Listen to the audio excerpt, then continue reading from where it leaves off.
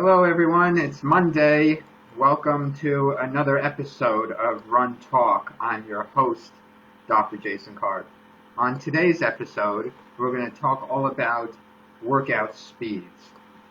I see all the time people posting on social media and through other forms of media, people always talking about their workouts, and it seems that a lot of people have confusion about what pace should I do this workout, or what pace should I do that workout, or what pace should I do my easy runs or my interval workouts. And so I'm going to devote a whole episode to the different kinds of paces that you use for different workouts, because it's really not that overwhelming, and I hope that I do a good job of simplifying things for people. And so today's episode is all about the specific speeds to use for the different kinds of workouts. So welcome if you're just joining us. Welcome to another episode. This is our 12th episode of the show. I'm pretty proud of that already. Hopefully we will do this forever. So, nothing's forever, so I shouldn't say that. Nothing lasts forever. I can't do this on the grave. So today's episode, let's talk about workout speeds. And this may be pretty quick because there's not a whole lot to talk about, but we'll answer some questions. So we'll start from the slowest speed and work our way to the fastest speed. The easiest runs that you do, which make up the majority of your training, the exact speed that you go at to do those runs isn't that important. However, the biggest mistake that runners make is taking their easy days too fast. In all my years of coaching, I've been coaching over 20-something years, and that is the single biggest mistake that I notice people make. Is for whatever reason, maybe it's because they're competitive with themselves or they're competitive with other people, but people cannot slow down their easy runs. And I'm going to keep coming back to this throughout the hour of the show today, because that is the biggest mistake that runners make, that the easy runs must be easy, and that's for a variety of reasons. Number one, because the greatest effect on your performance, above all else, is the weekly volume. And if you don't run the easy runs easy, then over time you're not going to be able to accumulate a larger and larger volume of work. If you're always pushing the pace of your easy days, then you're going to be limited as to how much volume you can do, because there's an inverse relationship between volume and intensity. The higher the intensity, necessarily the lower the volume. And so in order to get the volume up and up and up over time, the intensity has to be very low. And how low is low? Well, much lower, much slower than your lactate threshold pace. And we'll get to the lactate threshold in a few minutes when we talk about those kinds of workouts and what pace that corresponds to. But it has to be gentle. So I use the word gentle a lot with the people I coach. The runs need to be gentle. So your easy running pace should be gentle. It should be considerably slower than even your marathon race pace. If you're a marathon runner, it should be considerably slower. Oh, Christopher says, nice haircut. Yeah, I just got this morning. My second haircut in the last 6 months. I'm all stoked about the haircut. So thank you, Chris. So the easy runs must be very easy, much slower than even your marathon race pace. When you think about that, your marathon race pace is the pace that you can hold for 26.2 miles. So your easy run should be even slower than that pace. So it's pretty slow, relatively speaking. Even if you look at the best runners in the world, their easy days are slower than the pace at which they run for over 2 hours in a marathon. So the easy run should be significantly slower than any of your other race paces, and it should be very gentle. So it's hard to give a range, because there's a large range that the pace could be. But it should be somewheres around at least 2 minutes per mile slower than your 5K race pace. So if you can run 6-minute pace for a 5K, your easy run should be at least 8-minute pace, if not slower. Now let's go to the next fastest speed, the lactate threshold workouts. There's only 4 or possibly 5 speeds to run at, but mostly 4 speeds to train at as a runner. So that's why I'm going to simplify this. So we've already covered one. So one is the easy, walk out the door, go for a run pace.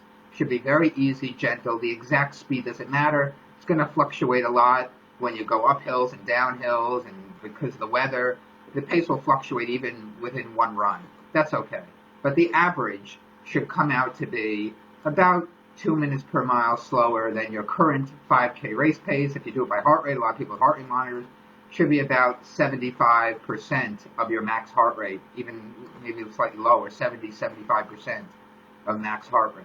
So again, it'll fluctuate throughout the run, but the average should come out to be 70 to 75% of max heart rate. So that's pretty easy. It's pretty comfortable running. You should be able to talk to other people in paragraphs without having to stop and take a breath. You should be able to sing a song. Should be comfortable, should be gentle, and should be very easy. The next fastest pace is lactate threshold pace. And if you're familiar with my work, you know that I often call this the acidosis threshold to take the emphasis off of the innocuous lactate and put it on the physiological marker that induces fatigue, that causes fatigue, and that's the acidosis. So if you were to go outside and run and slowly pick up the pace and pick up the pace and pick up the pace, eventually you're going to get to a pace at which the demand for oxygen exceeds the supply to the muscles. And when that happens, we start to rely a little bit on anaerobic or oxygen-independent metabolism, where some of the energy that is supplied to the muscle is done through one of the two or both oxygen-independent pathways. We have two energy systems that deliver oxygen, that deliver energy independent of oxygen use, because it takes more time to get energy from the use of oxygen. So when the demand for ATP, for energy, is high, because you're running faster, then we will bypass, so to speak, the oxygen system, the aerobic system, and we have two other energy pathways in which we can get energy without using oxygen. So when you pick up the pace, and you keep picking up the pace, eventually you're going to get to that pace where at least some of the energy now is supplied by anaerobic means, oxygen-independent means. And that slowest speed at which that happens is referred to as the lactate, or in my view, is the acidosis threshold. It's the speed above which you start to develop acidosis, the maximum speed above which you start to, or the slowest speed above which you start to develop acidosis. And so it's comfortably hard. It's high-end aerobic. It's the fastest speed that you can maintain that is still aerobic. And so you're not quite pushing the pace, but it's not the slow runs easy. It's not the easy days either. It's the pace at which the aerobic metabolism is just enough to meet the demands of the muscle. And that if you were to run faster than that, then you would have to supply some of the energy by anaerobic means. And so the threshold pace, in the majority of the population, it corresponds to somewhere around 80 to low 80-something% of max heart rate. In people who are more trained, it's a little bit higher. It's around 85% of max heart rate. If you're really well trained and talented, then it's closer to 90% of your max heart rate. So that sounds pretty high, and it is, but it should feel comfortably hard, where it's upper end aerobic. So really trained, really talented runners can run comfortably hard at the high end of aerobic work at 90% of their max heart rate. Whereas other less talented or less trained people, it'll be slightly lower. The threshold is very responsive to training, and as you become more and more trained, it will move up to a closer percentage of the max heart rate. But for all intents and purposes, for the cross-section of the population, it's going to fall somewhere in 80 to 85% of the max heart rate. People who are really out of shape, it might be lower than 80% of max heart rate. When I tested the threshold in the lab on the treadmill, you see a wide range of the percentage of max heart rate or the percentage of Vo2 max at which the threshold exists. And so it really depends on the individual and how trained they are, and that will determine at what percentage of max heart rate their threshold lies. But for all intents and purposes, you can say somewhere around 80 to 85% in that small range of max heart rate. So if you're to do this by pace, then if we compare it to like 5K race pace, the threshold for a very good runner, someone who runs a 5K in like 15 to 20 minutes in that 5-minute span, even though that's a big range, but somewhere between 15 to 20 minute 5K, which is pretty good, then the threshold will be about 25 seconds or so per mile slower than 5K race pace.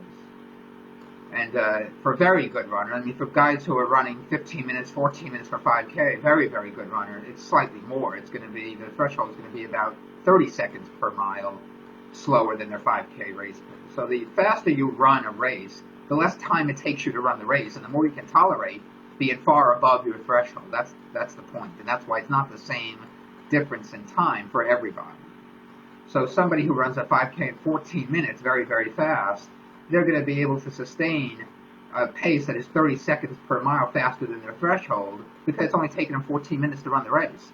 But someone who takes 22 minutes to run a 5K, they're running 8 minutes longer than the person who's running 14 minutes, and so they won't be able to sustain as high above their threshold compared to the person who's taken 14 minutes. So that's why there's nuances here that, if you read Runner's World magazine, they miss these nuances. Don't get your training information from Runner's World magazine unless I wrote the article. So for a very good runner, threshold pace will be about 25 to 30 seconds per mile slower than their 5K race pace. For more recreational type runners, their threshold pace will be 15 to 20 seconds per mile slower than their 5K race pace because they'll run the 5K only 15 to 20 seconds per mile faster than their threshold. So that's why you have to look at who that you're talking about. For someone who's not as fast of a runner, there won't be as wide of a difference, as large of a difference between threshold pace and 5K race pace. The same thing with 10K. For a 10K race, for a recreational runner, their 10K is pretty darn close to their threshold pace, give or take a few seconds per mile. For someone who's much faster, who runs a 10K in 30 to 35 minutes, they're going to be running faster than their threshold to race that 10K. So threshold pace for a very good runner will be about 10 to 15 seconds per mile slower than 10K race pace. For a recreational runner, it'll be right about 10K race. For someone who runs a 10K in 45 minutes, they're going to run pretty darn close to their threshold to race that 10K. So you could say threshold pace for a recreational runner is approximately 10K race pace. For a marathon, if you want to base it on marathon race pace, a little bit harder to do because it's hard to predict unless you're really, really competent at the marathon. Most people, they fall off the wagon in the marathon. They just don't have the solid endurance to run the high fraction of their threshold as really good runners can in the marathon. So it's a little bit harder to predict for the longer races because there's more of a drop-off in the general population of runners. But compared to the for very, very good runners, the threshold pace is going to be slightly faster than marathon. Now we're going faster because the marathons run slower than threshold. So if you want to figure out your threshold pace for threshold workouts based on a marathon, if you're a very good runner, 2.5 hours for a marathon, 2.5 to 3 hours for a marathon, pretty good runner. 2:30 is very good for a marathon. Then your threshold pace will be around 15 to 20 seconds per mile faster than marathon race pace. Whereas for a 4-hour marathoner, it's going to be bigger. Your threshold pace will be much faster than marathon race pace because the marathon is going to take you 4 hours to complete. And most runners can hold their threshold pace for 30 to 45 minutes or so. If you're well-trained, you can hold threshold pace for close to an hour. But only well-trained people can do that.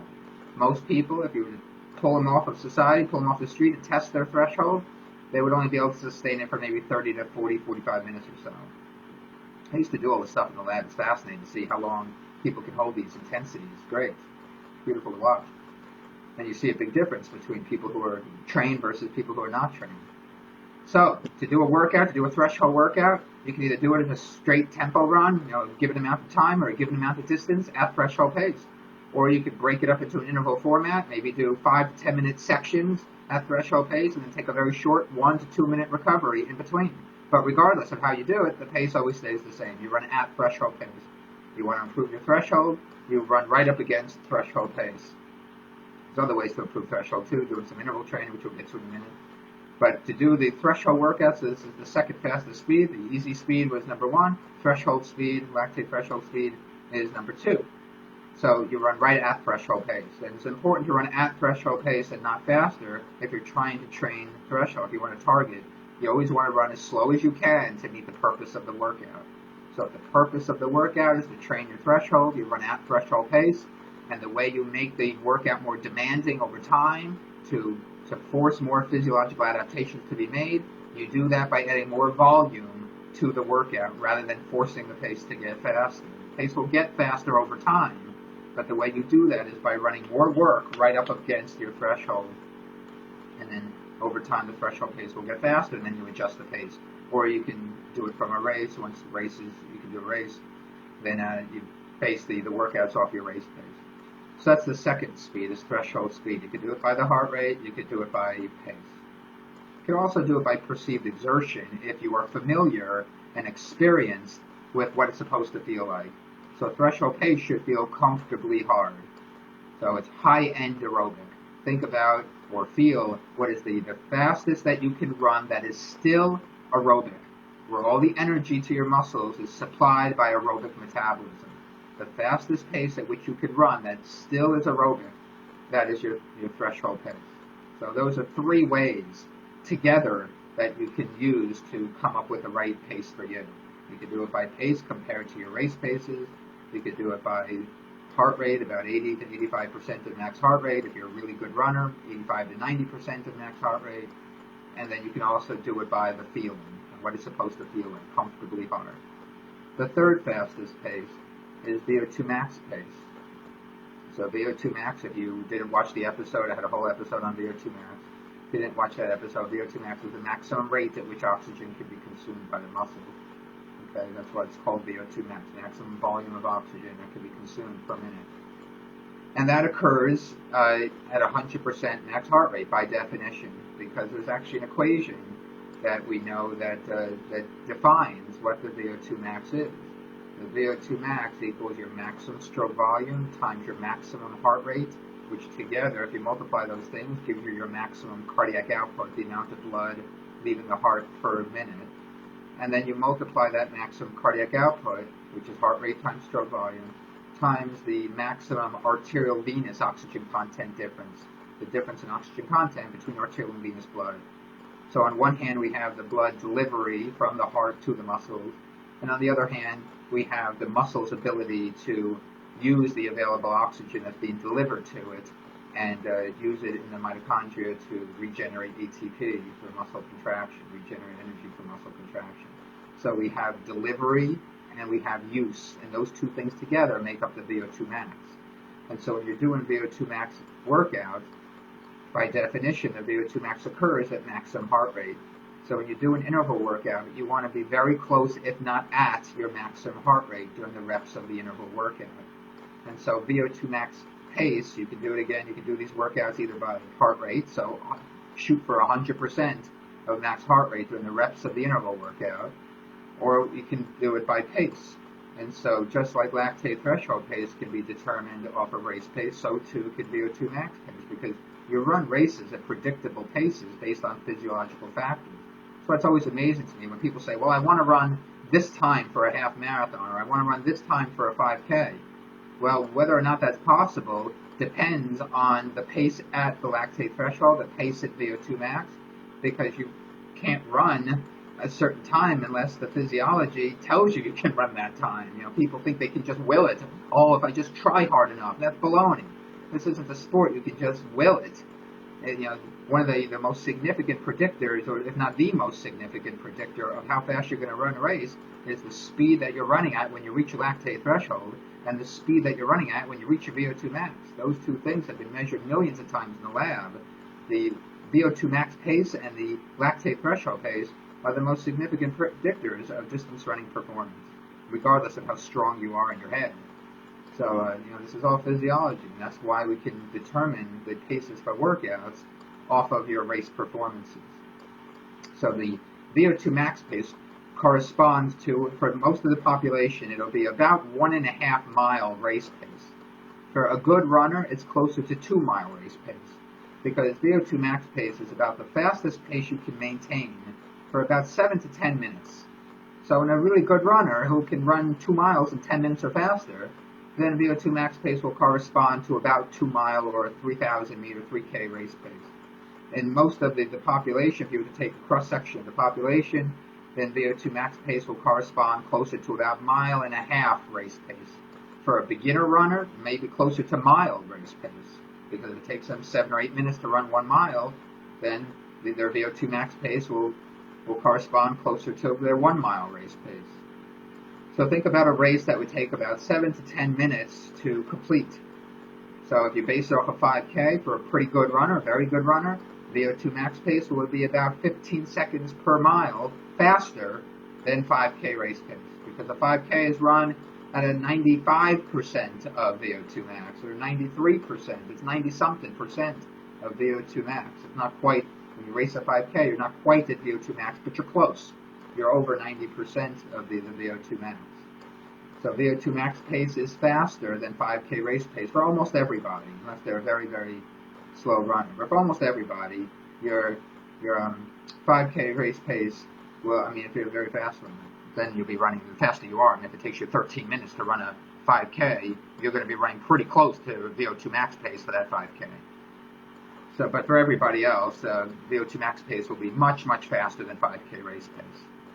So they're a very good runner. VO2 max pace about 15 seconds per mile, faster than 5K race pace. For a more recreational runner, VO2 max pace may be about 30 seconds per mile faster than current 5K race pace. So there's a bigger difference there because now we're on the faster side. With threshold, we were on the slower side. So now the difference is bigger for VO2 max pace because now we're on the faster side. So VO2 max pace will be much faster than 5K race pace for a recreational runner, and a little bit faster, about 15 seconds per mile faster than 5K race pace for a very good runner.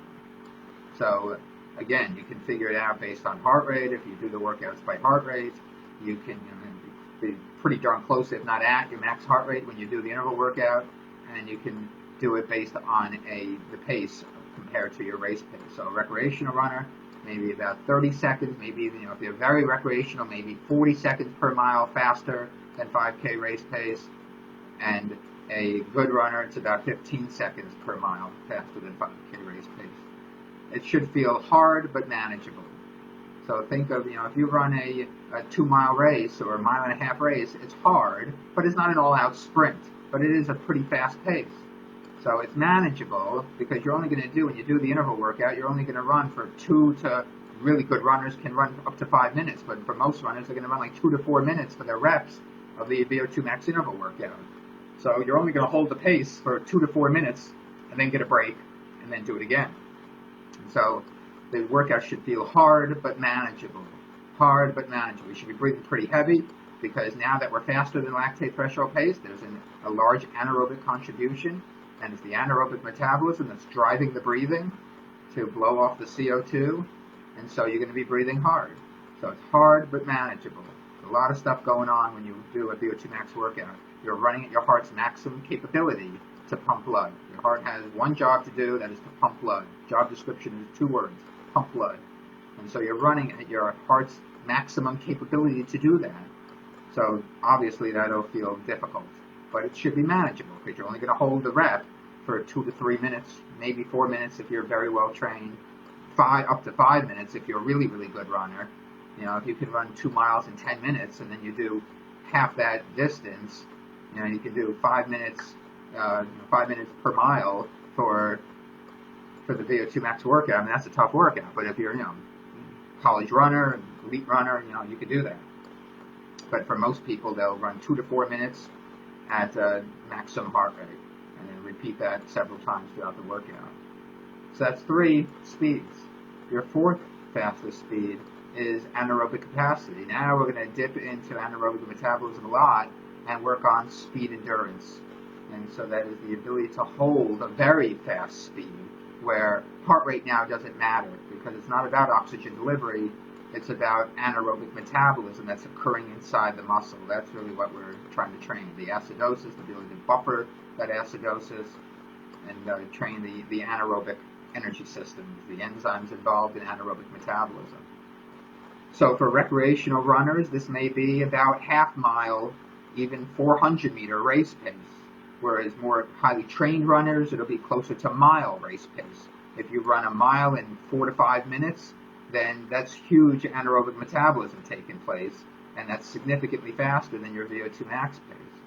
So anaerobic pace will be significantly faster than your VO2 max pace. And it'll be about mile race pace in very good runners. The classic workout you always hear about in the history of running is 400-meter repeats at mile race pace. That's a very good anaerobic glycolytic workout because you're focusing on anaerobic glycolysis as the energy system. And so for very good runners, then it'll be approximately mile race pace. But you can also dip down to 800 meter, half mile race pace. If you're doing like 200 or 300 meter reps, you can do it at half mile race pace. For more recreational type runners, it'll be 400 to 800 meter race pace. So, it varies there again, depending on the fitness level of the individual and how fast it takes them to run these races. Whereas, mile race pace may be Vo2 Max pace for a recreational runner, and so to do the anaerobic capacity workouts, they'll have to run at 400 to 800 meter race pace, where it's getting pretty fast. So it's basically a controlled sprint. It's not an all-out sprint. It's a controlled sprint. It's fast, it's anaerobic, and you're developing acidosis during the workout. So you're dropping the pH of the muscle, which is the point. That's what you want to do during those kinds of workouts, so that you can better tolerate it and have a better buffer to that acidosis. And that's one of the ways in which you adapt. You also adapt by making more enzymes involved in anaerobic glycolysis, so that you improve your speed endurance. So those are the 4 fastest speeds. If you're a middle distance runner and you race 800 meters and you race the mile, then you might go to your 5th speed, which focuses on the phosphagen system, the speed that is all-out sprinting, the true anaerobic speed work. And so that is all-out sprinting, where you take a long recovery in between each very short sprint. So you may sprint for 10 seconds, almost as fast as you can, and then you wait 3 to 5 minutes, allow the fuel source, creatine phosphate, to be replenished back in the muscle so that you can use that creatine phosphate on the next rep. And then you wait a long time, replenish the muscle with creatine phosphate. You can use that creatine phosphate on the next rep, and you keep doing the workout like that. And so that's almost all-out sprinting. But very few distance runners will do that unless you're a middle distance runner and you need a lot of raw speed. Even to race the 800 meters, even to race the mile at that elite level, you need a lot of raw speed. And so you would also work on that energy system to target raw speed. But for most people who run 5K, 10K, half marathon, the 4 speeds that you will use, your easy distance running speed, your lactate threshold, acidosis threshold speed, your Vo2 max speed, and then your anaerobic capacity speed. So there's really only 4 speeds at which you need to train. Anything in between those speeds, you're training a little bit too fast to get the benefits of one physiological variable, and too slow to get the benefits of the other. So that's why it's important to really target these physiological factors. Like, for instance, a popular speed to do workouts at is 5K race pace. But 5K pace, it's too slow to get the benefit of a Vo2 max workout, and it's too fast to get the benefit of a lactate threshold workout. So you're kind of in the middle there, where there's no specific physiological purpose. There may be a psychological purpose to practice the pace, and a lot of people like to do this with the marathon. And so I'm not a big fan of marathon race pace, other than to practice the pace, which may give you a psychological boost. It may give you some psychological confidence that, okay, I did this workout at marathon race pace, and now I'm going to shoot for that pace in the full marathon. And so it can give you some confidence to do that, and that's certainly a valid purpose to do a workout. But from a physiological purpose, the marathon or any other race pace doesn't specifically correspond to any physiological factor. It just so happens that these race distances are kind of arbitrary distances, 5K, 10K, I don't know who made this stuff up. The marathon has a history as to why that distance is the distance it is, but it doesn't correspond to any specific physiological factor. If you target the specific physiological factors that influence race performance, then your race paces will get faster naturally. But if you just want to do workouts because you want the psychological part of doing the work, the confidence that it gives you, that would really be the only reason to do the workouts at those race paces. Because otherwise, you're running too slow to get the benefits of one workout and too fast to get the benefits of another.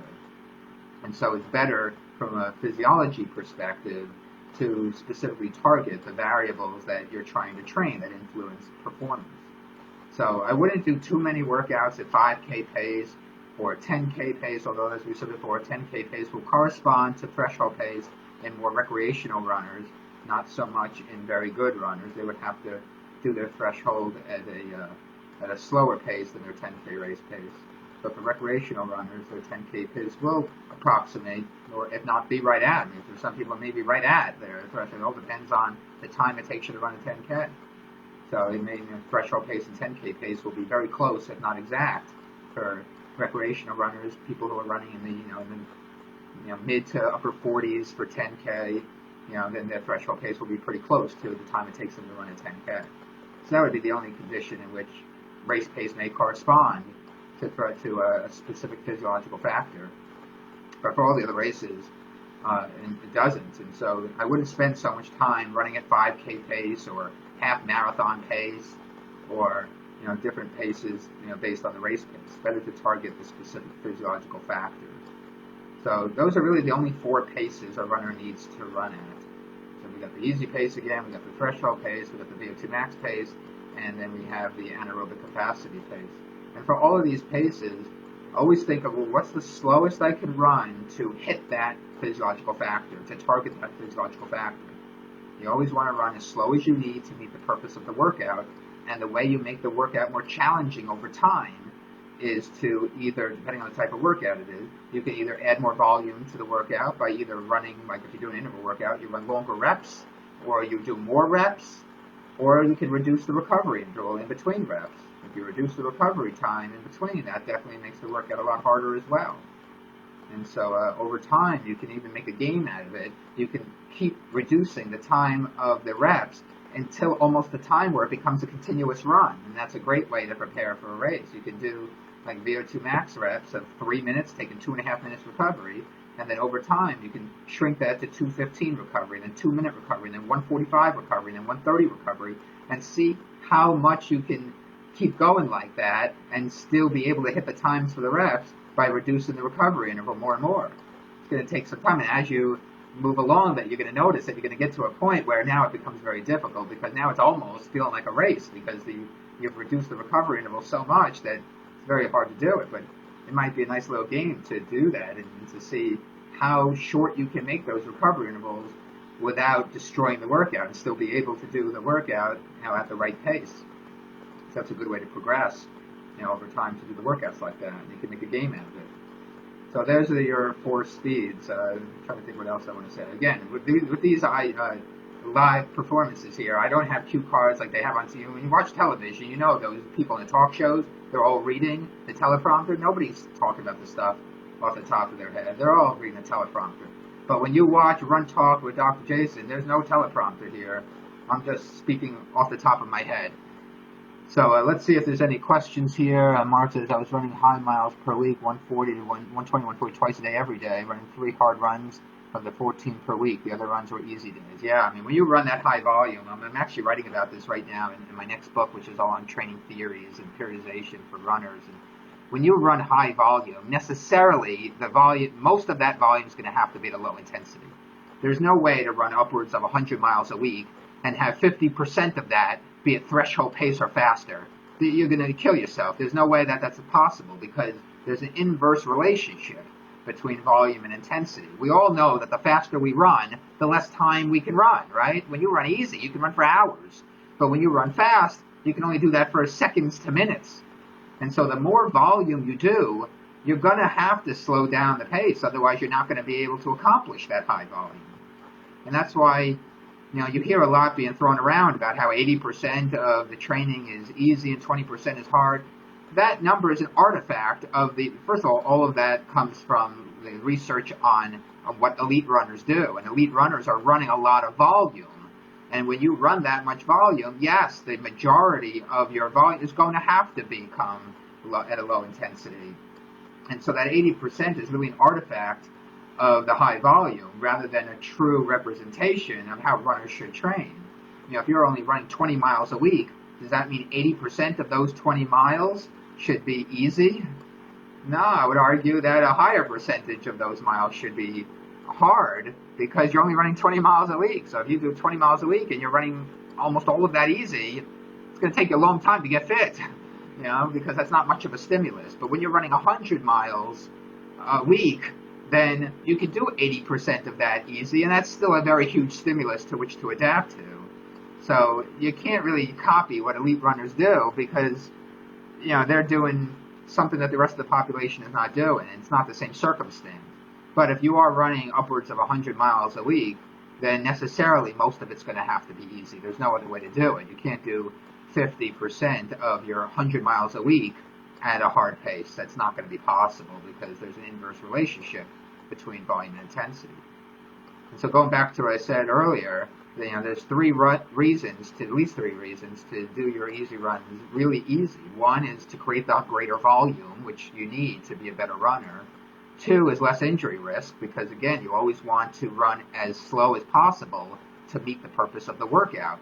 Running faster than what you need to meet the purpose of the workout just adds more stress without any extra benefit. And that's what leads to injury, is adding more stress. And so you don't want to add more physical stress than what is necessary to get the benefit of the workout. And then the third reason is so that you are really ready when it's time to run hard. If you push the pace too hard on your easy days, then tomorrow when it's time for an interval workout, your legs are going to have residual fatigue and you're not going to get as much out of that workout. And so if you run easy on the easy days, then you can run really hard on the hard days. And that's where the magic of training happens. To polarize the training, make easy really, really easy, recover from the hard work, and make the hard really, really hard so that you can induce these physiological adaptations and give yourself the stress that you need on those days to give your body a reason to adapt. And that's really where the magic of training occurs, is to make the easy easy and the hard hard. But as a distance runner, the hard does not necessarily mean fast. It only means fast when you're doing the anaerobic workouts. Hard can mean more volume at the right pace. You can make a lactate threshold workout really hard by running as much volume as possible at that pace. It's like running a marathon. The pace of a marathon is not what makes you fatigued. You don't get tired because of the pace, because it's all aerobic. You get tired because of the duration that you're holding that aerobic pace. And it's the same thing like when you do the threshold workouts. The fatigue should come from how long you are holding that high aerobic pace, not from the pace itself. If you're getting fatigued from the pace itself, then you know you're running too fast, and it's becoming more anaerobic. Aerobic training can be done for a much, much longer period of time than anaerobic training. And so the pace should not be what fatigues you. It should be the duration at which you're holding the pace. So always keep that in mind when you're doing these workouts. Let's see if we can get to some questions. What's your take on heart rate runs based on wrist heart rate and heart rate strap? Mostly when run based on heart rate, there's hardly any difference between aerobic lactate and Vo2 Max Test. From my understanding of the technology, the ones on your wrist are not that accurate. I mean, they're picking up your pulse rate. And so with movement, it's hard to pick up you can feel, you touch the brachial artery here, or this would be your radial, and brachial artery is up here. You can do it from the radial artery down here on your wrist, on your thumb side. You can feel your pulse. And so the watch, depending on where the sensors are on the watch, if they're here versus on the top, you have to have the sensor here. You have to have the watch face here. So it picks up the radial pulse here. There's going to be movement when you're running and everything. And so those, to my knowledge, those are not as accurate as the chest strap. The chest strap, you have electrodes inside of that.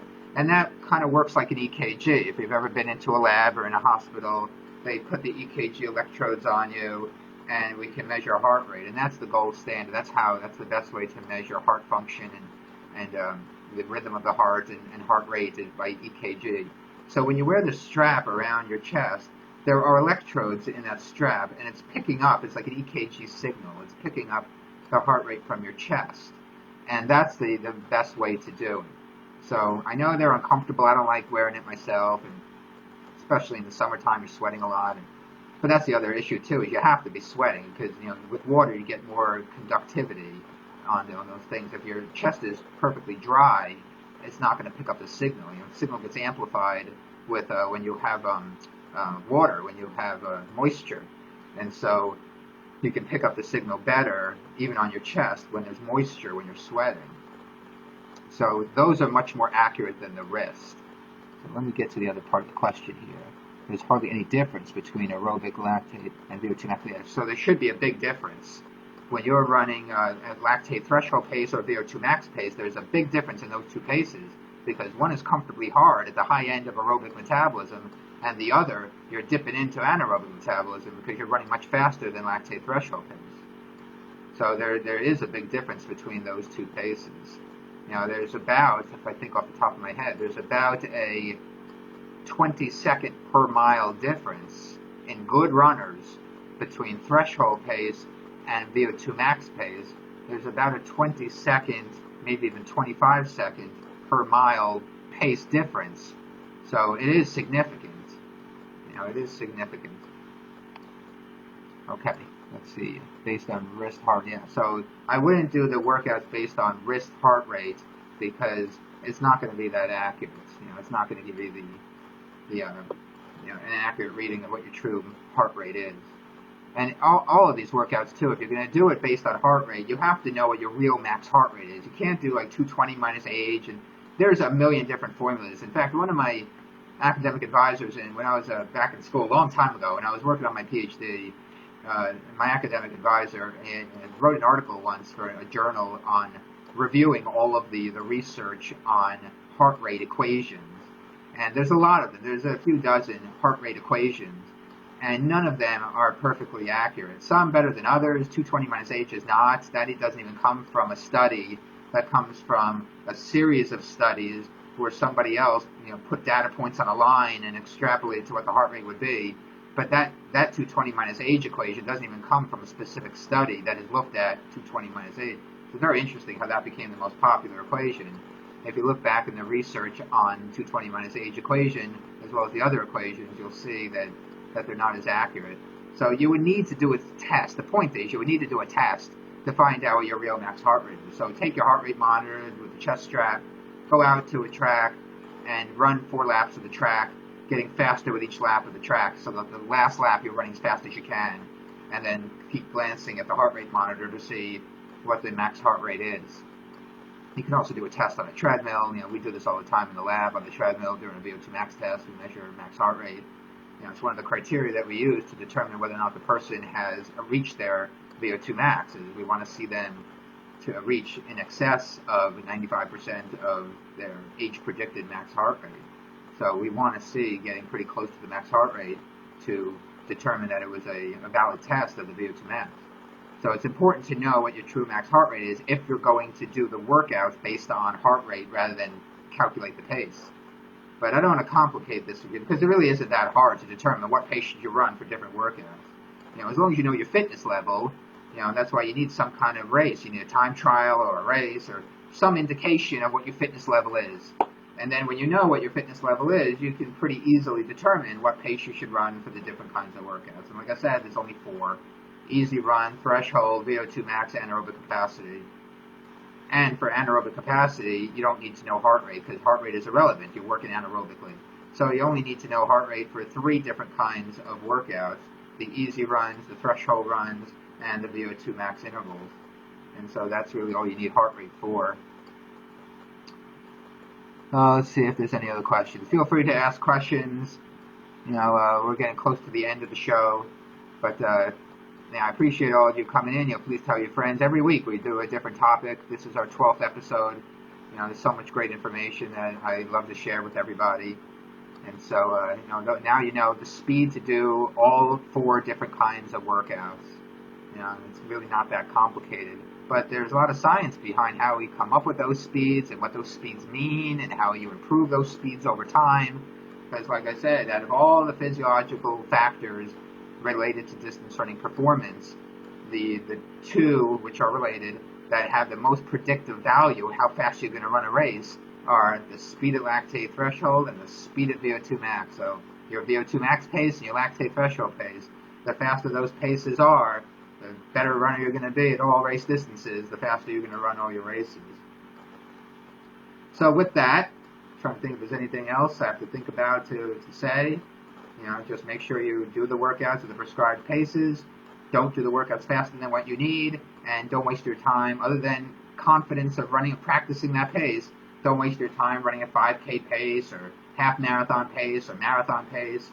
Focus on the physiology. Unless you want to do a specific workout just for the confidence reason of being able to practice the pace, because the psychology is important too, but the predominant way you do these workouts should be to focus on the physiology of the workout so that you can get faster. So my final thought for the day, each one of these episodes I finish with a thought for the day. And so I had a new book come out last year. Well, I did have a new book come out last year. I also had one come out last week. So I can't keep track. I have a lot of books. So I'm lucky that I've had the opportunity to write a lot of books. So I had a new book that just came out last week on the 6 habits of successful weight losers from the National Weight Control Registry, all the research from the National Weight Control Registry. And so my final thought for the day is about creating habits. And so in the book, I talk about how you have to be able to create these habits. Are automatic. We do things that we're not even aware of, that have been created over time. And so just having the willpower to do something isn't enough. If you want to do something new in your life, if you want to do a new activity or something with your running, then you have to create the habit.